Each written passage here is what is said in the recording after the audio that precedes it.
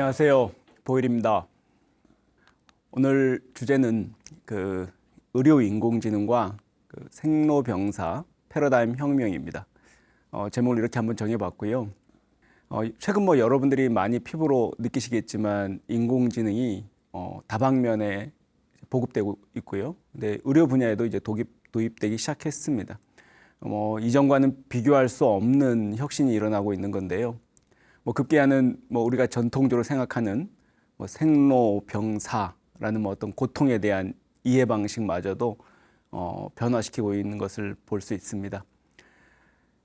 인공지능이 인간의 건강을 관리하고 또 질병을 치료하는 시대입니다.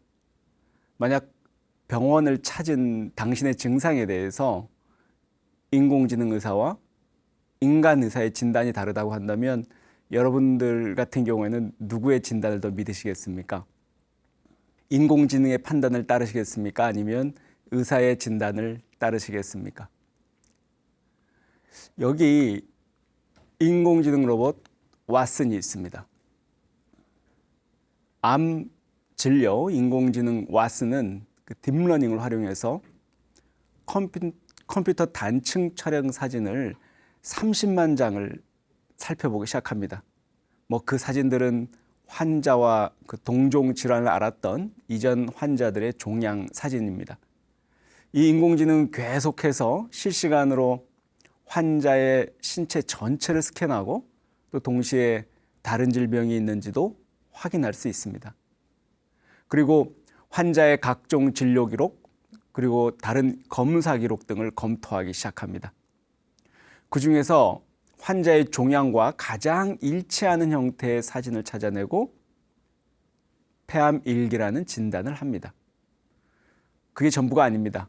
그리고 나서는 추천하는 치료법, 치료 약물, 치료 기관, 완치까지 걸리는 시간에 대한 어떤 치료 일정표까지 환자의 유전 정보라든지 종합적 병력, 심지어는 가족력까지 모든 데이터를 검토해서 알려줍니다. 이 과정에서 인간 의사가 끼어들 여지가 없습니다. 문제는 최종적으로 그 환자에 대한 인간 의사의 소견은 그 인공지능 왓슨이 내린 진단한 결과와 일치하지 않습니다. 이제 환자는 갈등을 시작합니다. 누구를 더 신뢰할 수 있을까요? 여러분이라면 누구의 진단을 더 신뢰하시겠습니까? 이 상황은 빅데이터, 클라우드, 딥러닝을 핵심 기술로 하는 이 4차 산업혁명 시대가 우리에게 던진 또 하나의 물음입니다. 참 난감하죠? 아무리 인공지능이 정확하다지만 내 신체의 안전과 건강까지 맡기기에는 뭔가 꺼림칙한 게 사실입니다. 그것이 단순한 질병이 아니라 사망에 이르게 할 수도 있는 암 같은 치명적 질병의 경우에는 더욱더 그러합니다. 인간은 병이 주는 고통으로부터 자유로워지고자 합니다. 만일 의료 인공지능이 그 고통을 덜어주거나 없애줄 수 있다면 또는 더 나아가 인간 의사를 대신할 수 있을까요? 미국의 실리콘밸리를 구상하고 그리고 선 마이크로 시스템사의 회장인 비노드 코슬라는 이렇게 주장합니다. 향후 미래에는 현재 의사의 80%가 빅데이터로 대체될 것이다. 방대한 데이터하고 무시무시한 컴퓨터 능력을 갖춘 인공지능이 그 역할을 대신할 것이기 때문입니다. 인공지능이 지금 이제 다음 표적이 의료 분야가 될 확률이 매우 높습니다. 이렇게 의료 인공지능이 주목받고 있는 이유는 개별 환자의 특성에 맞는 최적화된 의료 서비스를 많은 사람이 누릴 수 있기 때문입니다. 치료는 더욱더 효과적이고 부작용은 최소화됩니다. 그리고 그 전체 과정에서의 비용도 절감되죠. 그리고 이 의료 인공지능이 더욱 중요한 이유는 일반 인공지능 로봇이 인간의 노동을 대체한다는 차원을 넘어서서 의학의 패러다임, 그 전체의 데이터 기반으로 변화시키기 때문입니다.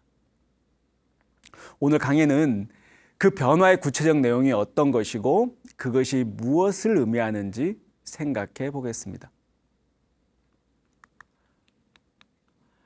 4차 산업혁명 시대에 나타나는 변화 중에서 여러 가지가 있지만요. 정치적 관점이 충돌하는 기준점이 바로 오늘 주제와 관련 있는 인체 관련 첨단 과학기술에 대한 어떤 친화성입니다. 얼마나 친근하게 받아들이냐 문제죠. 지난 강연 시간에서 말씀드렸듯이 향후 진보와 보수의 기준은 인간의 첨단 과학기술과 인체와의 결합 또는 의존도에 내가 어느 정도까지 친화적일지, 친하게 느낄 수 있는지의 문제라고 할 수 있습니다.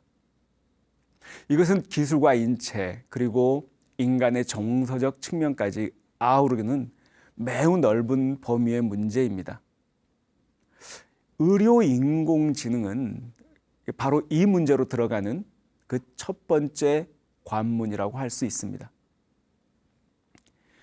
의료 인공지능에 대해서 정서적으로 친화적 입장이라면 그 다음 단계의 생체 기술에 대해서도 매우 유연하고 열린 태도를 취할 가능성이 크다고 할 것입니다. 그래서 4차 산업혁명 시대의 이 대변혁에서 새롭게 변화하는 새로운 이념의 지형이 이렇게 갈리기 시작하는 그 지점, 바로 거기에 의료 인공지능이 있습니다. 물론 인공지능의 진단을 더욱 신뢰한다고 해서 또는 반드시 자신의 몸에 어떤 인공적 시술 내지는 기기적 결합에 어떤 적극적이진 않을 수도 있습니다. 인간 의사보다 의료 인공지능을 더 신뢰한다면 여러분 생체 보수주의 입장인가 기술 진보주의 입장 중 어느 쪽에 더 가까울까요? 여러분은 어떻게 생각하십니까? 이미 시작된 데이터 의학 시대에도 의사가 의학에 대해서 또는 의료, 의술에 대해서 가장 많은 정보를 알고 있는 사람일까요? 이제는 우리 인간 개개인 각자가 자신의 건강에 관련된 데이터와 인체 정보를 스스로 취합하고 또 관리하고 제공할 수 있는 권리를 가집니다. 인간의 생체 정보가 디지털화되고 그 관리나 활용이 자유로워지게 된다면 더 큰 변화를 맞이하게 될 것입니다. 이와 더불어서 기존의 의료 서비스는 아마 대변혁을 맞이하게 되겠죠. 그 데이터에 기반한 의료 인공지능이 그 중심에 있습니다. 과거 우리의 부처님께서도 의왕이라고 불렸습니다. 사람들의 마음의 병을 치료한다는 뜻입니다. 인류사에서 의학적 최종 의사결정권자는 바로 인간 의사였습니다. 미래의 딥러닝 기반의 의료 인공지능이 과연 부처님처럼 의왕이 될 수 있을까요? 의료 인공지능이 질병과 죽음의 어떤 고통의 굴레로부터 우리 인간을 자유롭게 할 수 있을까요? 우리 불자님들은 정서상 인공지능 진단에 대해서 어떤 입장을 취할 수 있을까요? 꼭 인간만이 어떤 질병에 대한 진단을 전속적으로 해야 할 것이라고 고정적으로 판단하지는 않을 것 같습니다. 물론 반대 의견도 있겠죠. 그러나 의료 인공지능이 인간의 질병에 대한 최종적인 선고를 내리는 것은 종교 감정에서도 용납하기 어려울 것입니다. 비단 불교뿐만이 아니겠죠. 법적 규제나 어떤 윤리적 책임 문제는 변론으로 하고서라도 말입니다. 예를 들어 호스피스 병동에서 진행되는 그 다양한 형태의 임종이 임박한 환자를 상대로 하는 치료 행위 등에서 환자들이 진정으로 원하는 것은 무엇보다도 그 인간적인 손길이겠죠. 소위 말하는 휴먼 터치. 다시 말해서 따뜻한 인간의 손길이 절실하다는 거죠. 환자의 고통을 헤아리고 공감, 소통할 수 있는 자비심이 절실하게 요구되는 영역이라고 할 수 있습니다. 저희 해인사 승가대학에서도 매년 동안거에는 그 졸업반 학인 스님들이 호스피스 병동에서 그렇게 죽음에 임박한 환자분들을 돕는 봉사활동을 하는 프로그램을 진행하고 있는데요. 스님들이 이제 직접 환자분들의 손을 잡아드리고 눈빛을 마주하면서 따뜻한 대화를 나누면은 환자분들이 완도하고 위로의 감정을 느끼는 것을 확인할 수 있었습니다. 이뿐만이 아닙니다. 특히 의료 현장에는 인간 대 인간 사이의 교감이 그 어느 때보다도 필요한 상황이 많습니다. 생로병사라는 현상이 바로 눈앞에서 펼쳐지는 곳이기 때문이죠. 예를 들어서 의사가 나쁜 뉴스를 언제 어떻게 전할 것인가는 매우 중요한 문제입니다. 암 선고에 대한 소식을 전하는 과정에서 환자는 우울증이나 분노 장애를 겪을 수도 있기 때문입니다. 의사의 공감 능력이 치료 결과에 영향을 미친다는 무수한 연구 결과가 이를 입증하기도 합니다. 결국 의료 인공지능의 임상적 그 효용과는 관계없이 의사의 역할은 여전히 중요하다고 할 수 있습니다. 의료 인공지능으로서 대표적인 예가 바로 그 IBM에서 개발한 왓슨 for Oncology입니다. 통상 왓슨이라고 부르죠. 왓슨은 이미 그 방대한 엄청난 의학 서적과 논문을 다 이미 섭렵한 의료 인공지능 시스템입니다. 이제 그 과거에 퀴즈쇼의 정도에 나가는 그 옛날의 왓슨이 아닙니다. 왓슨은 이미 미국 FDA나 우리 식품의약품안전처로부터 비의료기구로 분류되긴 했지만 현재 여러분 잘 아시는 가천대학병원을 비롯한 전국 7개 병원에 이 시스템이 도입되어 이미 환자 진료를 시작했죠. 아직 기대한 만큼 만족스러운 수준에 이르지 못한다는 지적도 있습니다. 하지만 전문가들은 그 원인을 데이터 부족 정도로 그 원인을 생각하고 있습니다. 물론 이제 아직은 그 역할이 제한적일 수밖에 없고요. 현 시점에서 의료 인공지능의 한계를 살펴보자면 각종 그 질병에 따라서 인간 의사가 내린 그 진단 결과하고 그 일치율의 기복이 심하다는 점이 문제로 꼽히고 있습니다. 예를 들어서 직장암 같은 경우에는 85%라는 높은 일치율을 보이고 있지만 폐암 진단을 했을 경우에는 한 17.8% 정도밖에 알아맞추지 못한다. 낮은 일치율을 보인다라는 게 문제가 되죠. 이것은 인간 의사와 인공지능 왓슨 진단이 서로 다를 확률이 매우 높다는 의미입니다. 이런 경우에 그러면 의사의 판단이 틀린 걸까요? 아니면 왓슨의 판단이 옳은 것일까요? 현재 인공지능 의료 진단 결과들은 인간 의사 진단의 일치도를 중심으로 하고 있습니다.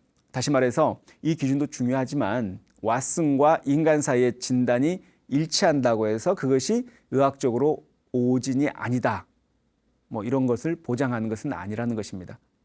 물론 둘 다 오진일 가능성도 있습니다. 또 있습니다. 의료 인공지능의 도입을 주저하게 만든 또 다른 원인, 바로 탈숙련화 현상입니다. 인간 의사하고 의료 인공지능이 협업을 통해서 그 시너지 효과를 이상적인 모습으로 그렸을 때를 한번 전제로 생각해 볼 수 있는데요. 예를 들어서 항공산업에서 그 조종사들 대신에 자동 조종 시스템이 도입된 이후에 그 조종사들의 항공기 조종 기술 수준이 점차 떨어졌다는 그 소위 탈숙련화 현상이 우려된다는 겁니다. 이와 마찬가지로 이제 우리 이 의료 인공지능도 인간 의사들의 의술 수준을 저하할 우려가 있다고 지적되고 있습니다. 호모 디지투스 혹시 들어보셨나요? 인류에게 주어진 새로운 학명입니다. 호모 사피엔스하고 디지털의 합성어죠. 에릭 토폴이란 학자가 청진기가 사라진다. 최근에 국내에도 출판이 됐죠. 그 책에서 인류를 호모 디지투스라고 정의합니다. 디지털 혁명 속의 신인류라는 뜻이죠. 이제 사람들은 사물, 인터넷 등을 통해서 초연결된 환경 속에서 실시간으로 자신의 그 생체, 활력 징후를 확인할 수 있게 됩니다. 이것은 질병 위험성을 사전에 예고받거나 이미 발생할 질병에 대해서 초기에 진단하고 효과적 치료법을 제시받을 수 있는 세상을 살게 된다는 의미입니다. 에릭 토폴은 의학 패러다임의 변혁을 말합니다. 우리 인간 인체에 부착한 무선 생체 센서, 유전자, 염기, 서열 정보 등의 그 개인 의료 정보를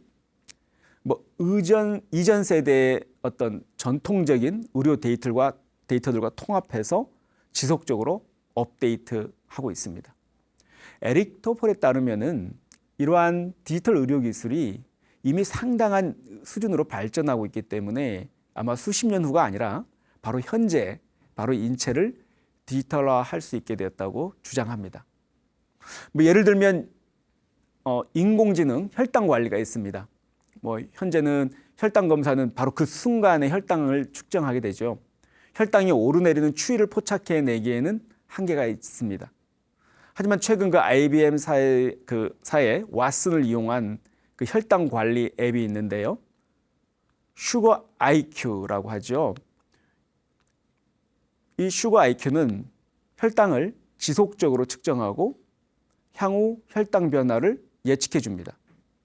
그 결과 혈당이 적절한 범위 안에서 관리되도록 도움을 줍니다.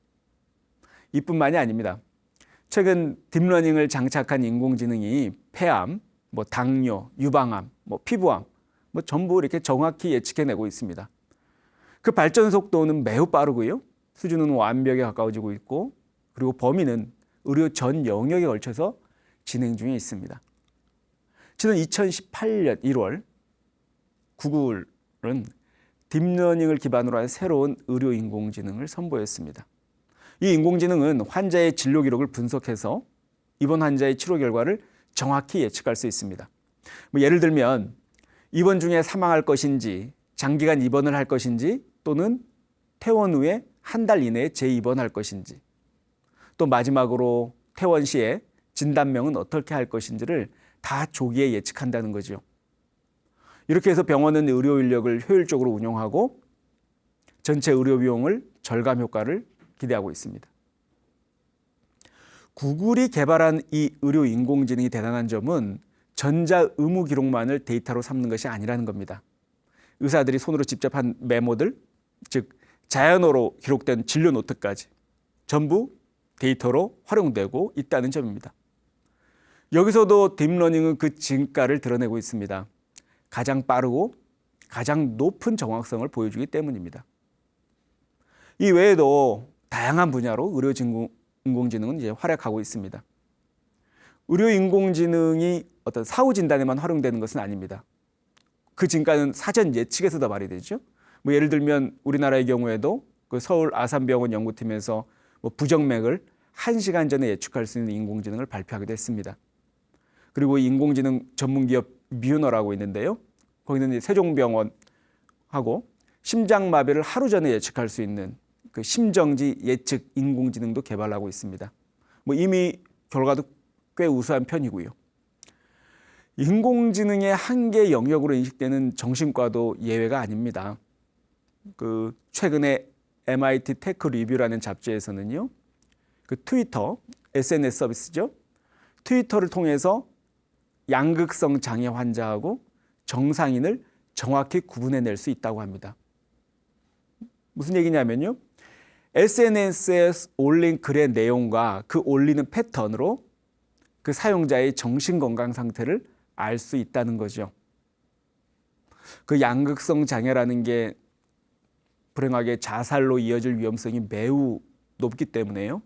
이렇게 인공지능을 통해서 이를 분석해 그리고 이른 시기에 조기에 경고하거나 도움을 줄 수 있는 시스템을 구축할 수 있다는 거죠. 의료 인공지능이라는 것이 단순히 의술의 발전과 질병 치료의 혁신으로 끝나지는 않습니다. 결국 4차 산업 시대에 그 의료 패러다임을 데이터 기반으로 변화시키기 때문입니다. 한마디로 빅데이터 의학 시대로 접어들고 있습니다.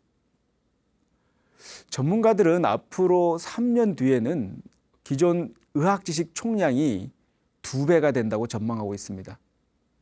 그리고 2025년이 되면 3일에 2배씩 증가할 것이라고 예상합니다. 엄청나죠. 이처럼 기하급수적으로 늘어나는 데이터, 또 그에 따라 모든 의료 환경은 급변할 것입니다. 과거에는 환자 진료 기록이 작성돼 있다 하더라도 단순히 보존하는 차원에 머물렀기 때문에 통계적으로 향후 치료와 진료에 사용될 어떤 의미 있는 데이터를 종합해내기라는 것은 굉장히 어려웠죠. 하지만 현재는 이제 강력한 컴퓨팅 능력이 있고요. 또 클라우드를 통한 데이터 저장 능력이 엄청나게 확대됐습니다. 그래서 많은 수의 환자와 데이터들을 분류하고 비교하고 분석해내면서 최적의 치료 모델을 만들어낼 수 있게 되었습니다. 앞서 소개한 비노드 코슬라는 앞으로 의학은 생물학이라기보다는 데이터 과학에 가깝다, 이렇게 주장합니다. 이러한 통찰은 당장 의과대학 교육과정의 변화를 이끌어내고 있는데요. 실제로 이러한 변화에 대응하기 위해서 하버드 의과대학 그리고 MIT 대학은 같이 협업을 통해서요, 헬스 사이언스 테크놀로지 프로그램이라는 것을 만들었고요. 2019년부터 교과과정에 도입했습니다. 아주 큰 변화죠.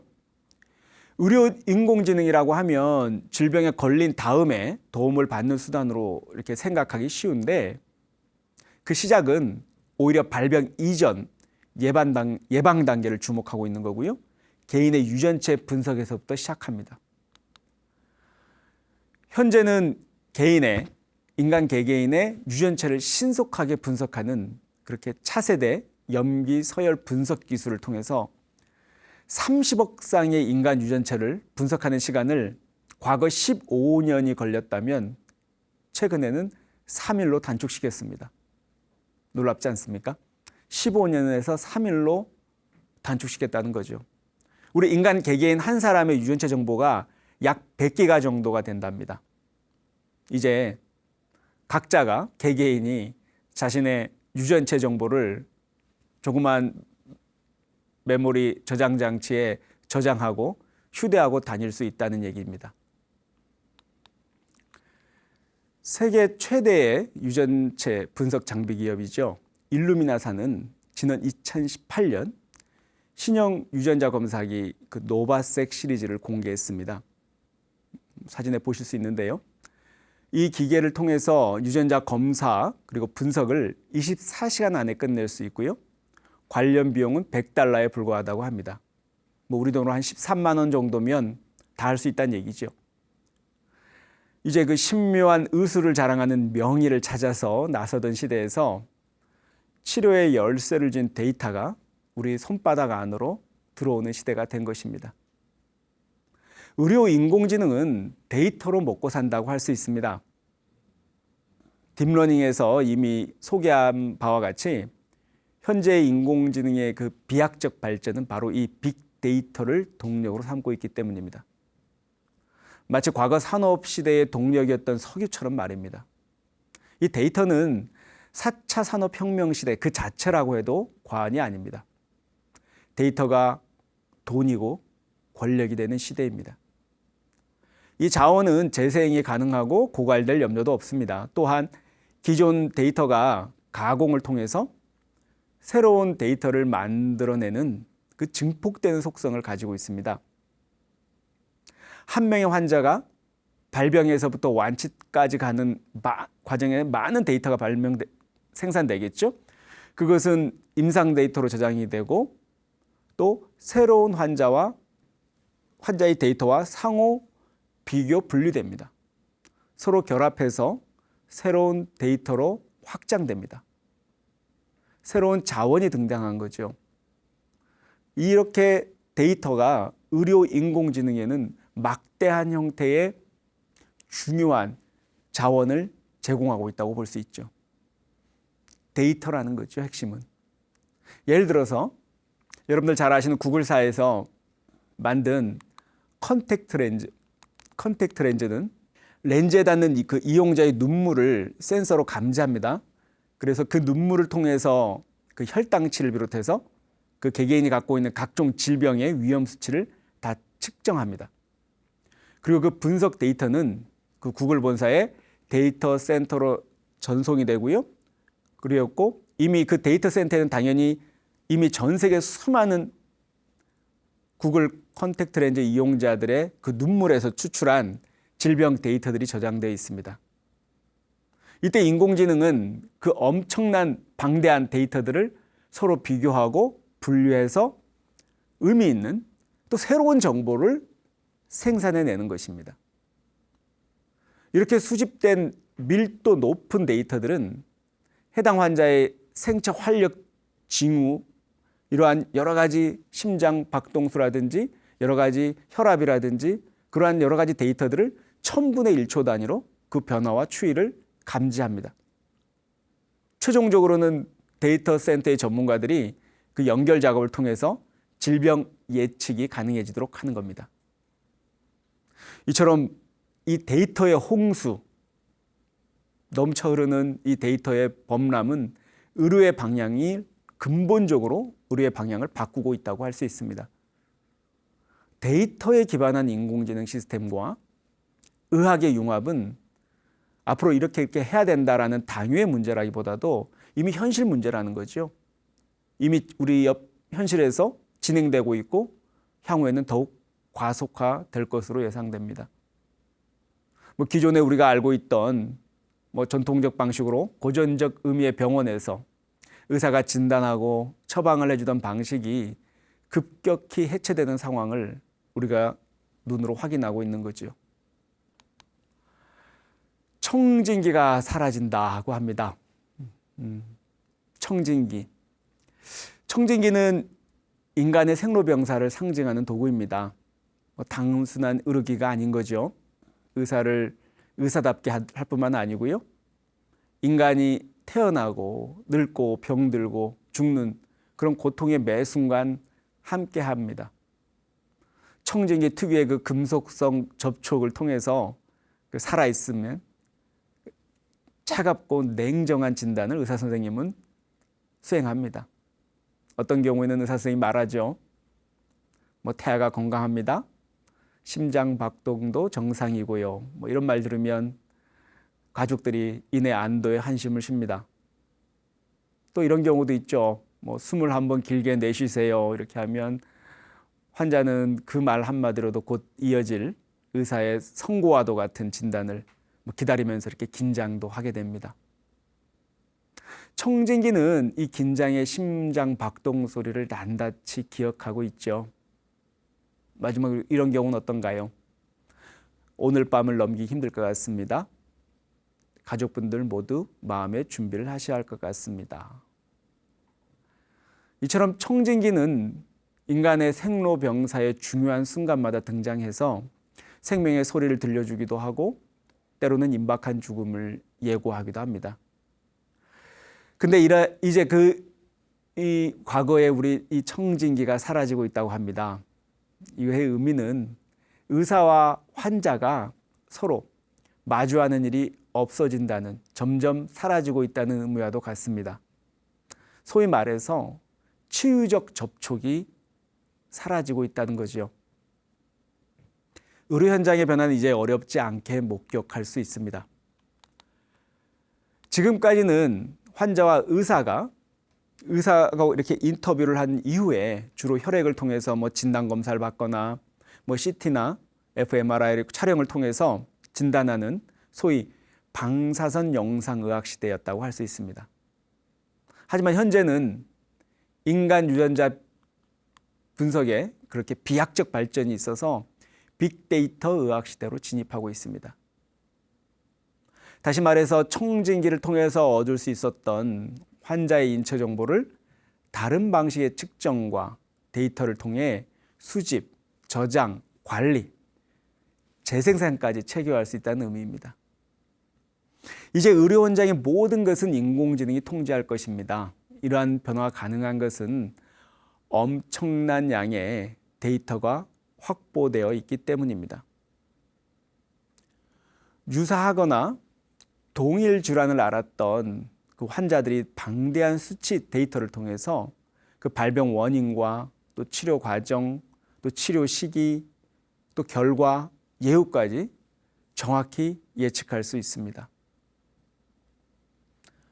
청진기가 사라져버리는 병원 또는 청진기를 목에 걸치지 않은 의사들이 모니터 앞에서 각종 데이터를 비교 검토하는 그런 장면들 떠올릴 수 있는데요. 이것이 바로 4차 산업 시대의 의료 혁명의 시작입니다. 여기서 문제는 그 변화의 속도라고 생각합니다. 차근차근 진행되는 변화가 아닙니다. 마치 해일이 덮치는 것처럼 한꺼번에 밀려오는 거대한 파도와 같은 거죠. 아까 처음에 말씀드렸듯이 과연 그러한 갈등 상황에서 인간 의사의 말을 들을 것인지 인공지능 의사의 말을 들을 것인지에서부터 시작해서 우리가 고민하고 직면하게 될 윤리적 문제들은 너무나 많습니다. 근데 과학은 이미 의료과학기술은 이미 저만치 앞서 달려가고 있는 거죠. 지금이라도 더 늦기 전에 물론 관련 법령도 많이 마련되어지고 있지만 그의 선행에서 이러한 윤리적 고민들, 심지어는 종교적 고민들까지 있어야 되지 않을까 그런 생각이 드네요. 인간의 수명은 도대체 어디까지 연장될 수 있을까요? 여러분들 어떻게 생각하십니까? 인공지능이 인류의 기본적 어떤 생명의 구조까지 변화시켜도 되는 걸까요? 이렇게 생로병사라는 이 인간 삶의 기본적 구조, 마치 숙명과도 같죠. 이러한 틀마저 인공지능이 다 변화시키거나 왜곡시키거나 해도 되는 걸까요? 이런 고민들 안 해보셨나요? 여러분 아시다시피 역사적으로 수많은 영웅호걸이 늙지 않고 오래 사는 꿈을 가졌지만 모두 허사였습니다. 그렇다면 이제 의료 인공지능이 인간의 그 무병장수의 꿈을 실현해 줄 수 있을까요? 탐욕인지도 모르죠. 생각하기에 따라서 달라지겠지만요.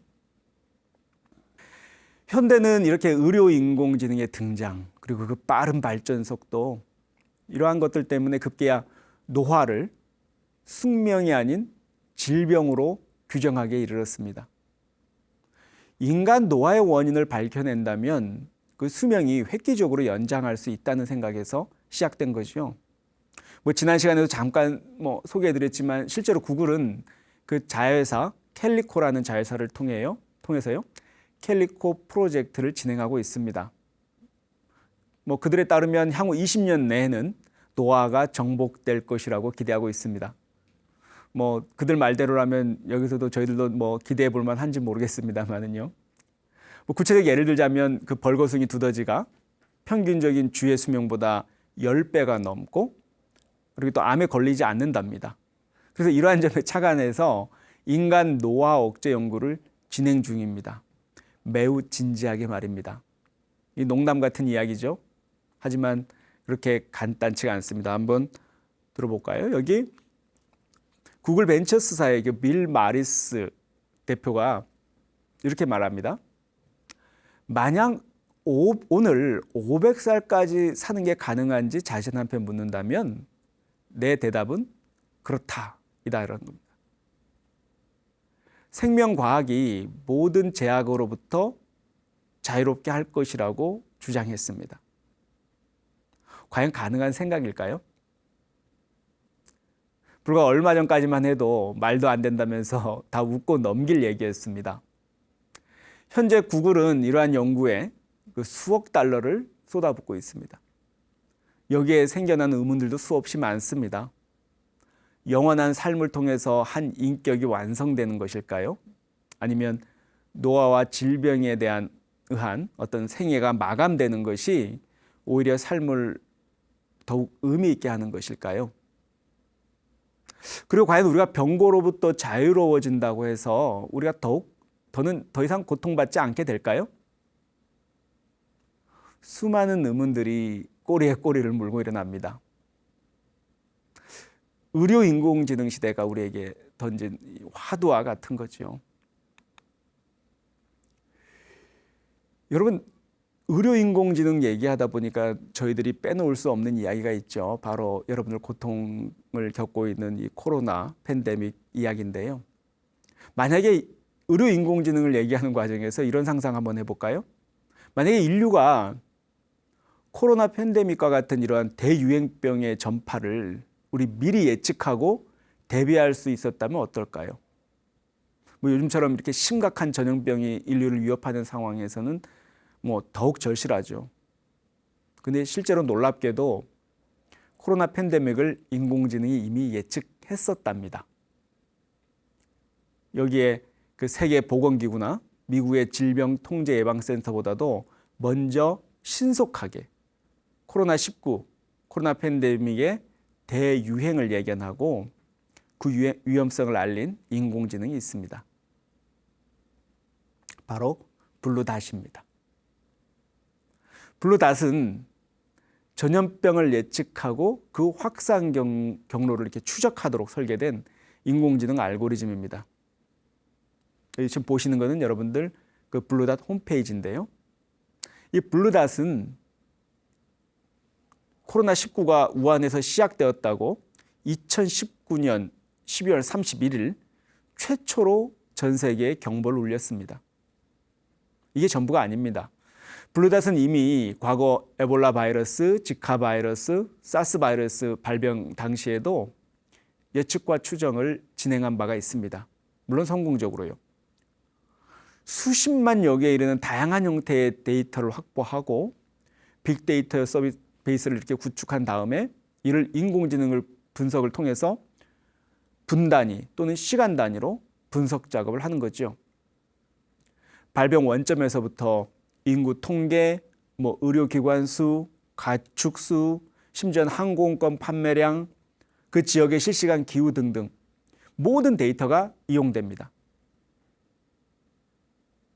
이제 인공지능은 전염병의 발병 탐지와 확산 추적, 그리고 확산 경로 예측까지 해내고 있는 거죠. 이에 대해서 더해서요, 이미 확산이 진행 중인 전염병의 백신과 어떤 치료제의 개발에도 이미 결정적 역할을 하고 있습니다.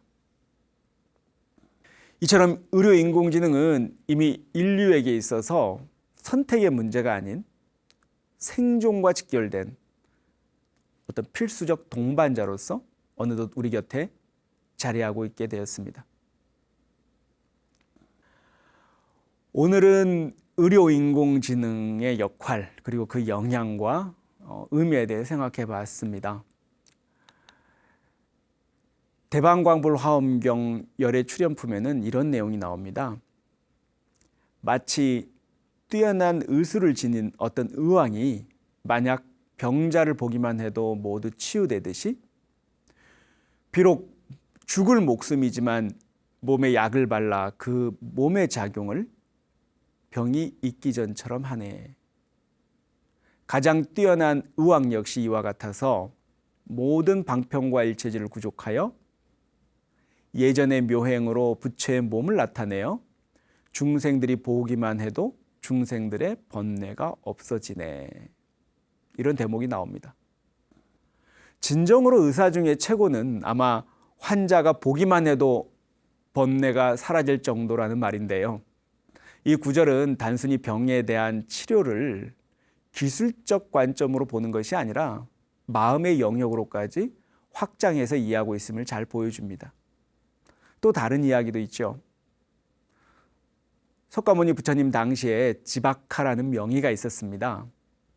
인도의 전통의학 아유르베다 성립의 크게 기여한 전설적인 명의 그 세 사람 중 한 사람이죠.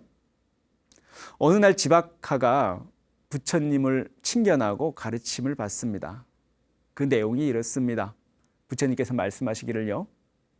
지박하여, 진정한 의사는 모름지기 환자들의 병을 치료하기 전에 그들 마음의 병부터 살펴야 한다. 무릇 사람의 병이란 대부분이 마음으로부터 오는 것이니라 라고 말입니다. 당연히 지박하는 큰 감동을 받게 되죠. 과거 2500년 전 고대 인도에서 들을 수 있었던 이야기치고는 좀 놀라운 이야기였겠죠. 인공지능의 인간의 병을 치료하는 시대, 인공지능은 딥러닝 기술을 통해서 모든 질병을 정복하려는 듯이 그 기세가 정말 대단합니다. 하지만 여기서 의문이 생깁니다. 과연 인공지능이 진정한 의왕이 될 수 있을까요? 사람들은 인공지능을 보기만 해도 마음이 치유되는 그런 상황을 기대할 수 있을까요? 인간의 질병이라는 게 단지 육체에만 국한되지는 않습니다. 치유적 접촉이 사라져가는 시대. 과연 인공지능은 인간의 그 번뇌까지 없애줄 수 있을까요? 어쩌면 인간과 인공지능이 협업할 필요성이 생기는 지점이기도 합니다. 가까운 미래에 인간의 어떤 질병 치료는 인공지능에 맡겨야 할까요? 아니면 여전히 인간 의사도 그 역할을 계속해 나갈 수 있을까요? 선택할 것이 아니라 아니면 둘 다 협업을 시켜야 할까요? 여러분들 생각은 어떠신가요? 감사합니다.